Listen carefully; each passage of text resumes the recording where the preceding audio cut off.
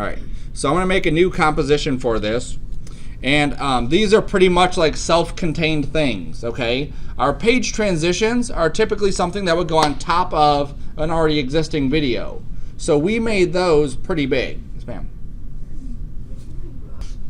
All right, so these animations are typically something that you would add onto something else, okay? And there's other stuff like if you had a logo, you would add it into the logo maybe, or there's different areas you might want to do this. So instead of thinking about this as one big like swoop, I want you to think of it as little pieces that we would animate. So for instance, if I were to go into, I'll just use this HD 1080, what I'm going to do is use a smaller number. So I'm going to set this to 1024, turn my lock off, by 1024.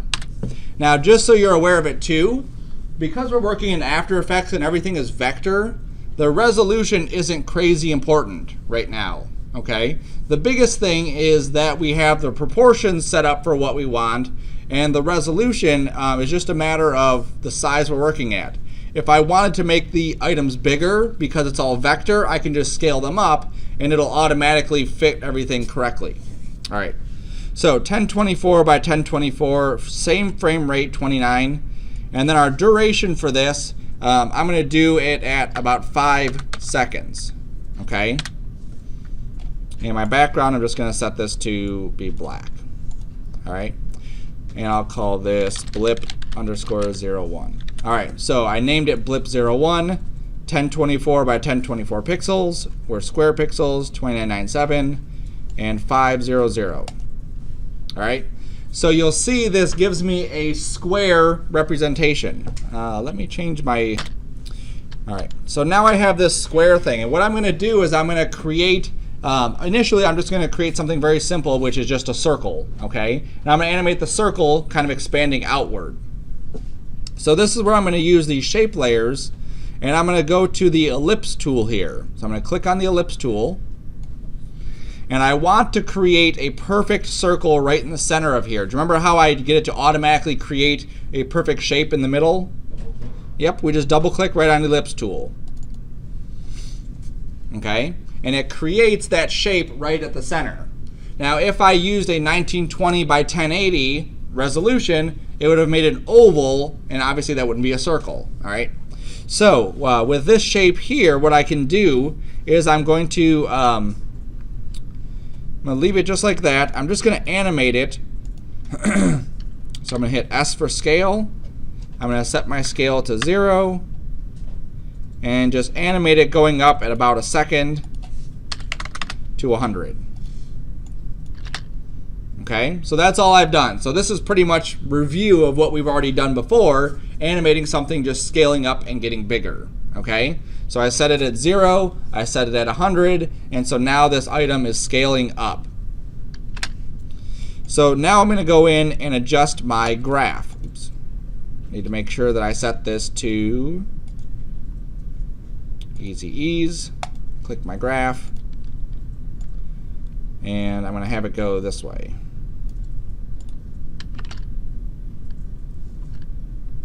Okay, and I'll set my work area right there so we loop. All right, so now it starts off slow and then it goes whoosh, or it starts off fast and then goes really slow at the end. So what I can do with this is I could then offset this animation, okay, just like we've done before where we've taken these and subtracted other ones. I can do the exact same thing. So let's say I duplicated this and I just offset it a skosh, just like that. Now instead of changing the colors for this, what I'm going to do is I'm going to use this one as a way to make the first one invisible. Okay? So the first one, if we look at it, is a completely solid circle. The second one that comes out, this one, I want to use this as a way to make the first one invisible. So I'm going to go to this toggle switches and modes. Okay? So right now I have these items right here. I want to switch this to get a different set of options. So I click toggle switches and modes, and what this does is shows me some more options that I could play with. These other options have this thing called a track matte. Okay, a track matte is basically I have an object and I want to use that object as a matte or as a transparency to it. So if I go down here and I say alpha inverted matte, you'll see that my circle has now disappeared. Okay? If I rewind it to the beginning and I hit play, watch what I get. All right, so you see how we get this like blip that just disappears. Bloop. You have to add your own sound effects. Bloop. Okay? So very easily I was able to create this little blip. Now what's happening under this is we have one shape. We have this circle here, and this circle is a solid color. It starts off small and it gets really big. That's all it does. Now I need something to have transparency. So I have another circle on top of it. So let me choose this circle here and I'll just pick a different color just so you can see it, purple. Okay? So if we look at the animation of this, do you see how we have this blue circle animating, and then on top of it we have the purple circle animating, right? So what we're doing is we're saying I want to use this purple circle as a way to cut out the stuff that's underneath it. So I went to the shape that's underneath it and I said, hey, I want you to use the purple layer, which is shape 2, as an alpha inverted matte. Okay, so right now I'm seeing both. Once I turn off layer 2, I'll see transparency. All right, so it's a quick way for us to get a nice little blippity type thing. Now I can take this same thing that I've just done and duplicate it and offset both of these. And then duplicate it and offset both of those. And so now what we should get is something that is a little bit more dynamic still. We're still running with that same idea of what we did before, where we animated one item and then we duplicated and offset the others. Yes, sir? I missed. What's the point of the second layer on top? That's where we're getting transparency from. Okay, imagine it as a cutout shape. So just so, let me switch. I'm going to make a new comp. If you're following along, you don't need to make a new comp. So I have one shape here, right there. I'm going to make another shape right here. Now let's pretend that I wanted to cut. There we go. I want to use my blue shape and cut out of the purple shape. Okay. So if I go down here to my items, I can say here's the purple shape. I'm going to go to track matte and say alpha matte. Okay. And what this does is it says where does the blue circle and the purple circle intersect. That's what I want to keep of the purple circle. Okay. Now in my case, I wanted to invert it. So it cut it out this way. Okay. So then I'm using this other shape as a way to animate on top of the other one. So think of Photoshop like a layer mask. After Effects doesn't have layer masks, but we have what are called track mattes. Basically, find out the transparency of this object and use that as my transparency. Okay? So that's what that's doing. And the only reason this works is because they're offset just a hair. Okay? So as we do stuff like this, there are certain numbers that seem to work pretty nicely. Usually odd numbers. So 3, 5, 7 are usually pretty good numbers to do. So I have 3 circles there, and that is a good number. If I had 4, the OCD people would love it, but I would not, because visually it doesn't seem like it's going to work. So 3, 5, 7 seem like good numbers. Not just seem, but they are good numbers to use for how many copies of that effect that we would do. Okay? So I can use this across the board and just change different things. I can grab all 3 of these ones and I could change their color. So I can make them green, or I can make them yellow, or whatever. Okay? So imagine our ball hitting the ground, not from straight above, but imagine it coming out from here and hitting the ground and then having this kind of rippling effect. Kind of like it's hitting a puddle and doing these little ripples out to the side. All right? Now this, like I said before, is self-contained. meaning that I would use this animation and drop it somewhere else. And I may drop it 20 or 30 different other places. So just to show how I would use this, I'm just going to make a new composition real quick. This would be an actual HD TV.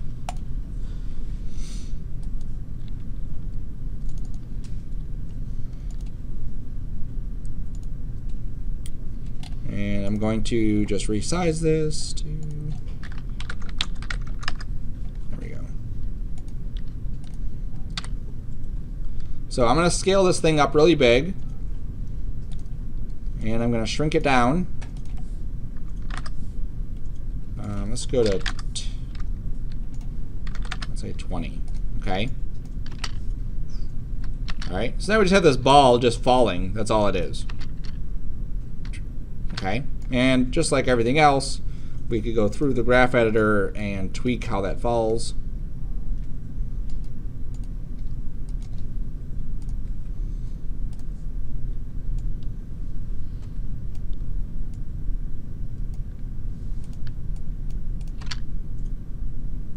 Okay, so now that this falls and it hits the ground, what I'm going to do is I'm going to drop my blip into this work area.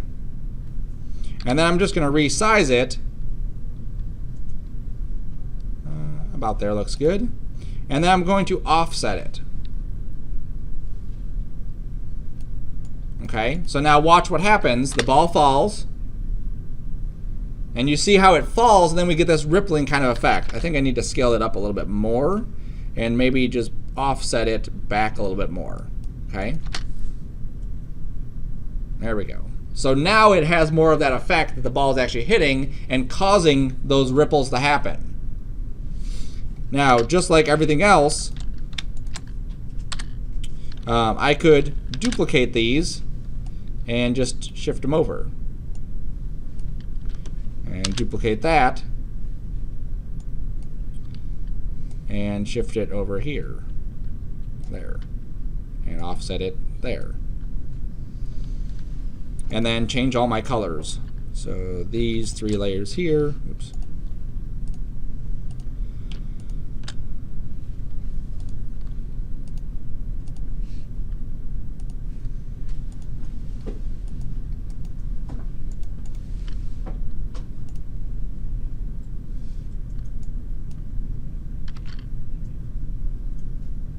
Oops.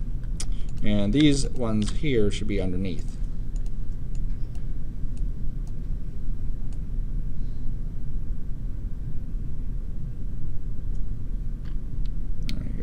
Or I should actually just let them finish. That's what I should do. So I'm going to grab number 1 and number 1. And those are good. Number 2 and number 2. I'm going to scoot that down further. Number 3 and number 3.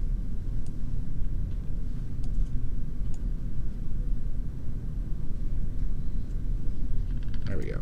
Okay. So now this one hits and ripples, and then the next one hits and ripples, and the next one hits and ripples. So you see how I can take this same effect and use it over and over and over again for a multitude of things. Okay, I could even, let me get rid of these 2 and these 2 here. There we go. So now we're back to the original. Okay, and I could use this as a way to maybe even animate this thing kind of like beating, like let's say it's a speaker and it's hitting something and I want these ripples to kind of continuously go out. So I'm just going to go to my scale keyframe, and so there's where it's hitting right there. So I'm going to go up a little bit. I'm going to make this a tad bit bigger. There we go. I'm going to go down a little bit and set this back to 20.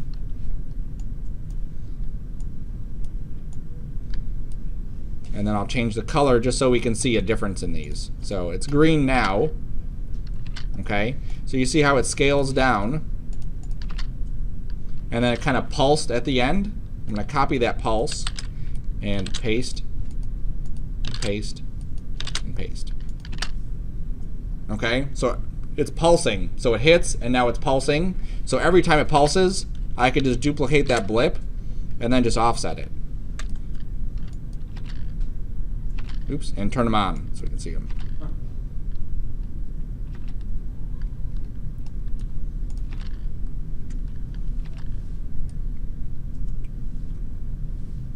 Okay, and then duplicate it again, offset it again, duplicate it again, offset it again. Maybe I'll spread these offsets about a little bit more just so I can see the effect a little bit better. Okay, so now I have this like rippling effect where it actually would look more like a speaker. And this is something small that we're using, but we could use this for a lot of different things. We could have it just like I did the other one, duplicate this whole set and have them in several different areas. I could not have, let's say I didn't scale this one all the way up from 800. Let's just say we started off here. And we didn't have so many of these. I think now it's kind of like too much. There we go. So I could take that whole thing and I could have, let's say I had speakers, I could just duplicate this and scoot it over here. And I would grab all of these and just scoot them over a little bit like that. Good. Okay, so if I'm doing some animation where I need it to look like there's sound and look like there's a beat or look like there's something there, very quickly I can do that with these blippity type things. Okay, so let me walk through the process for creating that again, just so you can see it again, because like I said, repetition helps. So I make this 1024 by 1024. I make my frame rate 2997. The same frame rate I'm going to use for my compositions, I set that same thing up. I leave this at a quarter for now, it's fine. I leave my duration at 5 or set it to 5 and hit OK. I double click my ellipse tool and create a perfect circle. And then I just animate it going from 0 out to 100. So I set it to 0. Keyframe it, go up a smidge, set it to 100, and there it is. I change this to easy ease. I go to my graph editor, and then I control how it comes out. And you could play with other ways too. Just because I'm showing it in this case going fast to slow, you can try it out and see what does it look like going from slow to fast. Okay, lots of different ways we could experiment with it. So there it is, perfect. Now notice how I did this before duplicating it. I think on some of these things you guys were duplicating and offsetting and then going back and trying to tweak all your keyframes. That seems like a long way to do it. Okay, if you just set up your keyframes first, make sure this is good, the animation's working, then it's no big deal to duplicate it and then offset it. Okay. Now just for you, so you can see it, I'm just changing the color. You don't need to change the color. That doesn't help anything changing the color. Okay? And depending on how far this offset is, will change how thick that is. If I make this more of an offset, you can see how thick that line is getting. Okay? And how delayed that effect is happening on there. So now that I have this, I need to use my cutout. So I turned on my toggle switches and modes, and then I'm going to go to the track mat, and I'm going to say, hey, layer 1, which is my green, use the layer above it as your alpha inverted mat.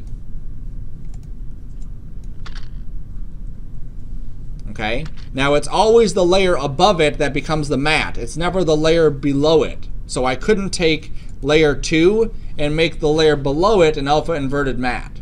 Okay, there are ways around it, but for now, just know it's always the layer above it. So if I had 20 layers and I had this other layer, I can't have all those layers be this mat. It's just the one above it. Okay, so for now, that's all we need to know is that they have to be buddy like this, and then they're good. Bloop. Okay, once I have that set up, then it's just a matter of duplicating it and then offsetting both numbers. Duplicate it again, offset both numbers. And now we're getting that blippity kind of effect. Okay? Now you may notice on here that there's a hair. I'm going to change this quality right here from quarter to full, and it goes away. But sometimes if I zoom in close enough, you can see that there's this tiny little hair of an edge right here. All right, and what happens is they meet up perfectly, so they're like right in line with each other. But because they're right in line with each other, After Effects has an issue where it's like, I don't know what to show. So we get this little hair. So the way we can fix that is I just go to my last shape layer and I just add a stroke, solid color, 2 pixels, should be good. Yep. And then I'm just going to do that same thing on the other 2 that are my alpha. Solid color, 2 pixels, and you can see that that then goes away, okay? Because that stroke just takes up that extra bit. It just needs to expand all the way, so it does that by adding the stroke on there. All right? So at any point we could go through and we could tweak what this is doing. If we're not liking the length of this, obviously we could change that. All of these things depend on where the end result is going to go. So if this is this long, something like this is not really good for like a speaker, right? Because a speaker, we would want just like a boom, boom, boom. This is more like it hits and we have a radial expansion of something. So I may want to go through and push these closer together,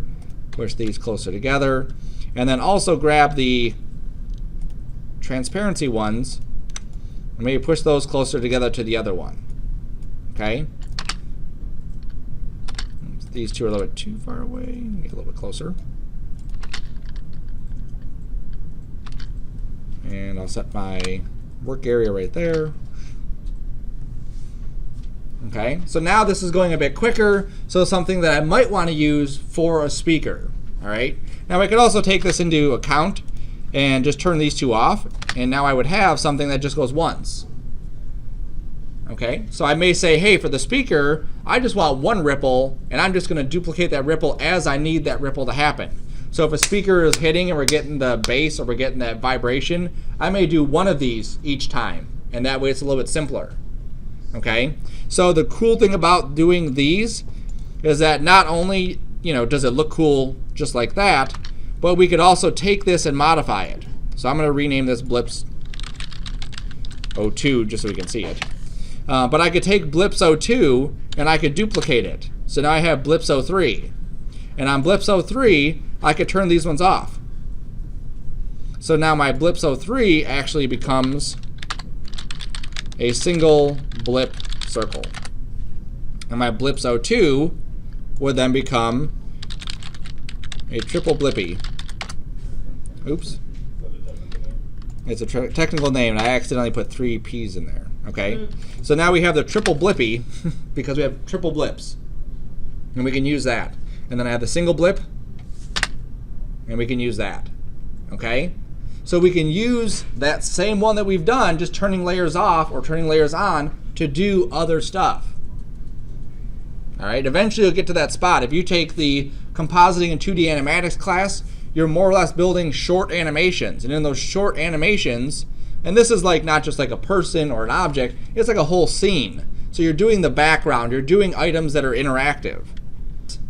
Where this kind of thing is used. If those little blips weren't inside there, we actually would have lost some of that contact in the thing. It wouldn't have looked as polished as it does. Okay? So understanding these little things is kind of essential to do that. All right, so in this case, we've taken a circle and we've expanded it and used transparency to control this little blippy outline. Okay? So now I want to create something a little bit different that allows me to add a little bit more shape, a little bit more stuff to it. So I'm going to make another new comp, 1024, 5 seconds, all that jazz. I'm going to rename it, which I didn't do. I'm going to call this Lines Out. And I'm also going to save my composition, my whole project, so I don't lose that in case After Effects decides to crash. 2200, there you are, work.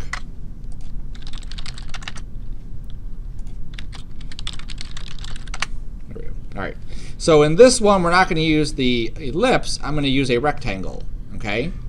So in here, I do the same thing. I double click. I double click. You have to Thank you, sir. All right, so I don't want the whole thing. What I want to do is create a radial shape, okay? I want to create like a little starburst of these things. So I'm going to scroll down here to my rectangle path. I'm going to shrink this in. I'm going to get rid of my stroke. I don't want the stroke on this one. Just turn that off. And maybe I'll make it that big. Yeah, maybe smaller. Maybe like 5. Okay. Let me change the color. It's going to be a brighter color, so I'm just going to go with the brighter color right away. That's good. The height of this, I'm going to shrink to maybe like 300. I'm just looking for something that would be good once it's bigger, because I'm going to take this and move it up and spin it around. In order to do that, I need to make sure that I have enough room. There we go. So that looks pretty decent like that. So now I need to move this, so I have a position here. I can just pull this down like that. Now the important thing is that I want to be able to duplicate this shape and rotate it around. I don't want to try to duplicate and move the shape and rotate it. I want to be able to just rotate it and automatically have it duplicate all the way around. The trick to doing this is just like we did our rotation on the other ones, is that pivot right there. So I haven't touched the pivot. The pivot's still at the center. So as long as I don't physically grab this and move it, the pivot stays right at the center. So I'm using this position here to offset that. All right. So now if I go here and let's just, I'm testing it out. I didn't animate it yet. I'm just testing it. If I were to duplicate this, hit R to rotate and rotate it, do you see how now I can get that second ray right there? Okay, so that's what I wanted to test out. So now what I'm going to do is I'm going to animate this beam starting at 0 and just shooting out and then collapsing. Okay, so I'm going to do that using a different tool. Just so you can see the one way we could do it, I'm going to set the scale here to 0. That goes away. Keyframe the size, come up, change this to, I think it was 200. There we go. Okay. Now it is scaling it from here and not from the center because of how this one is set up. So let me undo that. And if I go down to this scale, because it's a shape layer, it has 2 scales, and I scale it this way, you can see how it's going to scale from the center. So I can set this to 0, set a key, go up a smidge, set this to 100. And now we get that, so it's blipping out. Bloop. Okay. And then I could go through and set my keyframes to easy ease. Go to my graph and tweak this so that it goes like that. Okay. All right. So now it just shoots out. That's all that's doing. Just shooting out like that. I think I want the other way. I don't like the way that's going. I'm going to go fast first and then slow. There we go. All right, cool. So now that I have this one blipping out, this one just like line right there, a little bit too slow, so I'm going to pull it back a smidge. There we go. Okay, so something like that. Then what I'm going to do is I'm going to duplicate it and then rotate it.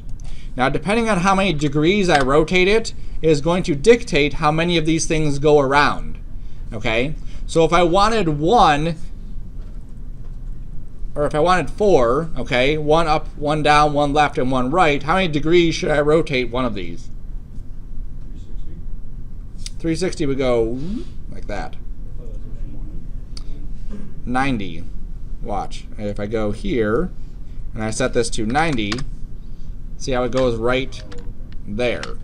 So if I duplicate it again and I go 180, and if I duplicate it again and go, what's the next one? 270. Very good. So now if we look at this, okay, we get these lines just kind of expanding out. So if I wanted more of these, I would duplicate and I would rotate, let's say 10 degrees, and then duplicate and rotate 20 degrees, and duplicate and rotate 30 degrees. Okay, and eventually what I would do is I would get this kind of shape. Now this on its own is going to be very boring. I'm going to only do a quarter of this for now.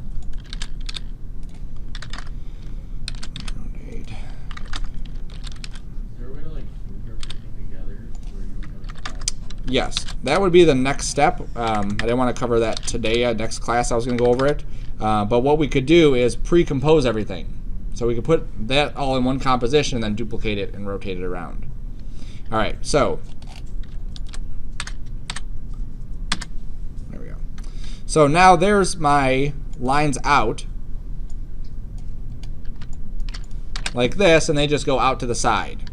Now I could take these and offset them all, but what happens is when we offset all of these, we may have, if I went 10 degrees, that's a long offset. That's a lot of me moving all of those things around to get a nice offset in here.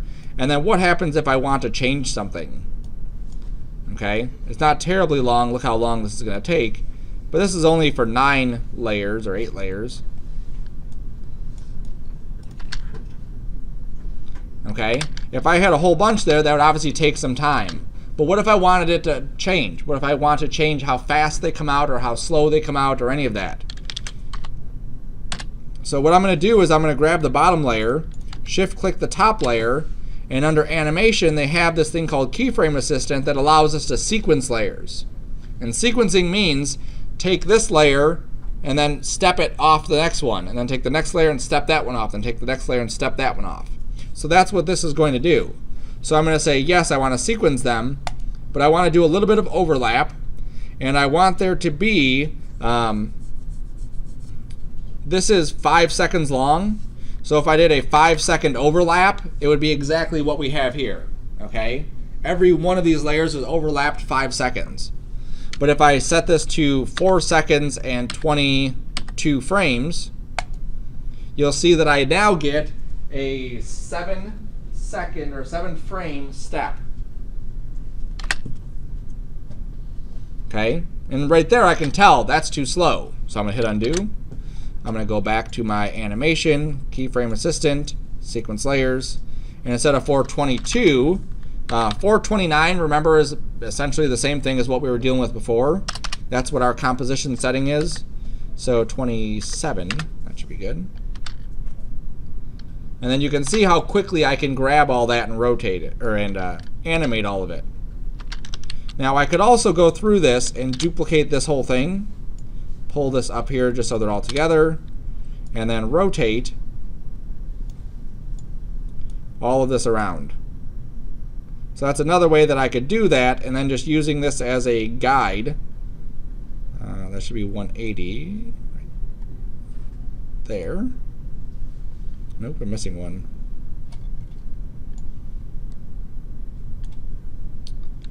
$180, 70, 60, 50, 40, 30, 10. Nope, I didn't do 90, that's why. Okay. So I'm just going to rotate this to 90. There we go. And I'll hit rotate. I'll duplicate again. I'll pull this up. I'll hit rotate again. I'll rotate that around until that's lined up with 260. Duplicate again. Move this up here, hit rotate. And that'll be 350. There we go. Okay, so now I have the full circle. And then now I can go to the very, very bottom one. Click here, go to the very, very top one. Shift click. Do our sequence layers. 420. I think 26 might be good. Nope. See how slow that is after you have all those in there? So let me undo that. Just go back to my sequence layers. 428. So this would be basically a 1-frame overlap. Okay? So that happens very, very quickly. Now, as that happened and it all came out, I typically don't want like this here. So what I can do is I can just put a black circle at the center of this.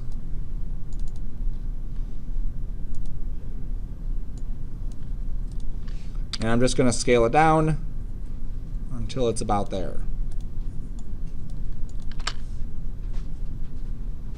Okay, so now you can see how I can have this kind of look like it's growing out of the center of that circle. Now here's where adding that black circle in there is a little bit different than doing some of the other stuff, okay, than doing like an actual transparency. Here is my comp 2. Okay, so we have these. So let's say I dropped my lines come out. There it is. On top of this, you can see how it's not transparent. Okay, because if it was transparent, we'd be able to not see this black line here. It's actually cutting off part of that. Okay, so when we drop in a shape, it basically is not transparent. It's basically just a flat shape on top of it. Even though I've colored it black, it's still just a flat color. If I change my composition settings to gray or pink, oops, try that again, composition settings.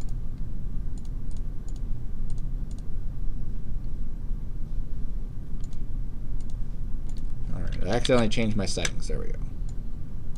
That. That's why you can't click too fast. This. There we go. So you can see that this isn't transparent. We want those to be transparent. So what I'm going to do is grab all these lines and I'm going to pre-compose them. Okay, and pre-compose basically means take this animation and put it into its own composition. That's all it means. So I pre-compose and it says lines alone, out. Move everything into that, hit OK, and there we go. So now we have the lines coming out of there as one layer that I could double click and still see and still edit all of that stuff. I could also go into the lines out here and I could go and now take this as a track mat and say use the above shape as a track mat. So now we actually have transparency on there. So now that circle shape in the center is actually cutting out where those are at. And if I wanted more or less of these, I can go to my scale for it and control this. Okay, and I could even animate the scale of this. I can say, okay, at this point, I'm just going to scale it up. And if I keep remembering to hit easy ease, then it makes it a lot easier. There we go. So now these come out, and now they're gone. Okay? So it's just another way to do the stuff that we're doing. So what I want you to do for the rest of the class is just play with this. Try to create a lines one, try to create a circle one, and have them come out just like I did for mine. You can try doing like a triple one like this. You could try adding 5 in there like we talked about before.